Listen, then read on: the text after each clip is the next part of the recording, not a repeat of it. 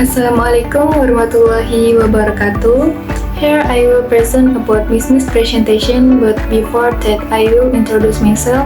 My name is Indira Putri with NPM 25411087 from Management Class 25A. On this occasion, we would like to present material about essential skills for delivering activities business presentation. Presentation skills are one of the most important communication competence in both academic and professional environments. Through presentation, individuals are able to convey ideas, information, and argument clearly and systematically to an audience. Therefore, understanding proper presentation techniques is highly important. What is a business presentation? A business presentation is a formal communication tool used to deliver information, ideas, or proposals to an audience in a clear and structured way. It is not only intended to inform but also to persuade the audience.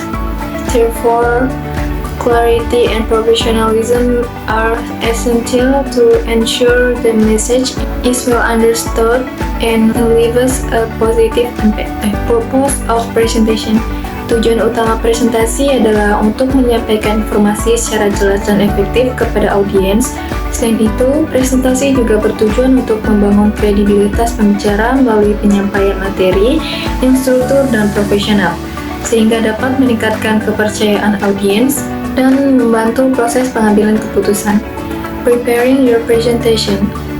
Persiapan merupakan langkah penting dalam melakukan presentasi. Pembicara perlu menentukan tujuan presentasi secara jelas agar penyampaian materi tetap fokus.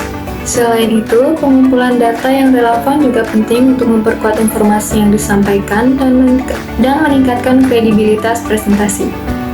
Essential presentation aids for success. Alat bantu presentasi merupakan elemen penting yang dapat mendukung keberhasilan suatu presentasi. Penggunaan alat bantu yang tepat dapat membantu audiens memahami informasi secara lebih jelas, menarik, dan terstruktur.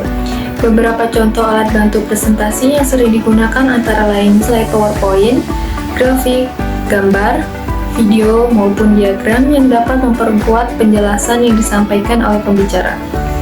Dengan memanfaatkan alat bantu presentasi secara efektif, pesan yang ingin disampaikan dapat diterima oleh audiens dengan lebih baik. Audience analysis. Audience analysis is an important step that should be conducted during a presentation. By understanding the characteristic of the audience, the presenter can adjust the communication style, language, and level of detail in the material presented. Audience analysis includes in understanding the audience background, informational needs, level of knowledge, and expectation regarding the presentation. Conducting prepared audience analysis help make the presentation more relevant and effective. Body language essentials. Bahasa tubuh merupakan salah satu aspek penting dalam komunikasi non-verbal selama presentasi. Bahasa tubuh yang baik dapat meningkatkan kepercayaan diri pembaca serta membantu memperkuat pesan yang disampaikan kepada audiens. Beberapa unsur bahasa tubuh yang perlu diperhatikan antara lain kontak mata, ekspresi wajah, gerakan tangan, serta posisi tubuh yang menunjukkan sikap percaya diri dan keterbukaan. Penggunaan bahasa tubuh yang tepat dapat membantu menciptakan interaksi yang lebih baik antara pembicara dan audiens. Building confidence for your presentation. Kepercayaan diri merupakan faktor penting yang mempengaruhi keberhasilan suatu presentasi. Seorang pembicara yang percaya diri akan mampu menyampaikan materi dengan lebih jelas, terstruktur, dan meyakinkan.